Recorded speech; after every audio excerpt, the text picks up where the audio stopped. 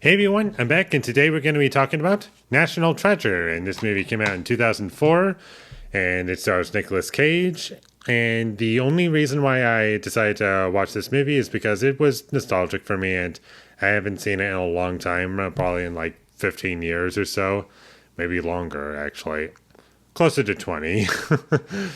And I used to watch this movie a decent amount as a kid, and I can see why this movie was successful and why it appealed to a lot of people. And I do admire certain things about it, like the action was in camera and practical, and stuff like that was entertaining for me. And the movie had a good pace to it as well. I was kind of interested to see where things were going, even if they were just kind of dumb and nonsensical. It was still kind of fun, and the movie does try to be a heist movie at times, which is kind of fun. And I do think Nicolas Cage was good in this movie. I liked seeing him, and he was also funny at times, which I do appreciate. And the characters are well set up, and you understand their goals. And that's about all of my positives for this movie. The movie wasn't particularly well shot. I just never really got a good sense of the location all too well. I just felt like it was always a little bit too claustrophobic for my liking. But even aside from that, there wasn't anything visually striking in this movie that made me want to remember this film.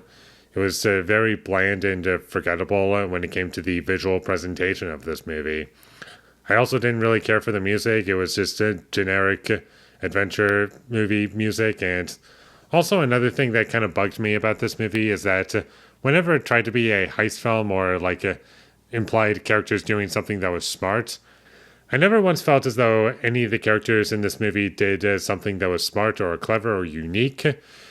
No, instead, these characters just get lucky and they just happen to do these things that manage to work out, and there you go, that's the movie.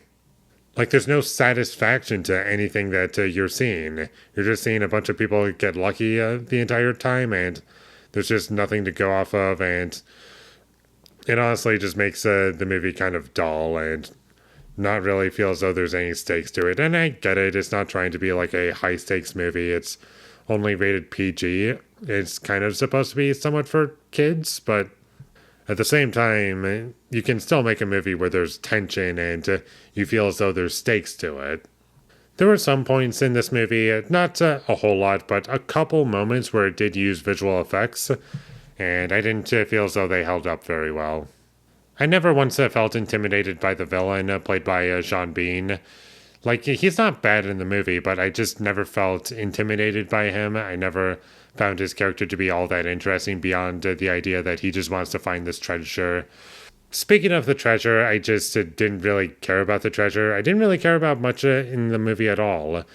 Probably because I didn't really care about what was going on with the characters, nor was there much of a hook for me. And there were also plenty of annoying conveniences sprinkled throughout the movie that also dragged the movie down a bit. And honestly, there's just not much here. It's kind of a surface level adventure movie that has, I guess, some clever ideas at best, but it doesn't really do anything with these ideas, and it's just not all that interesting or memorable.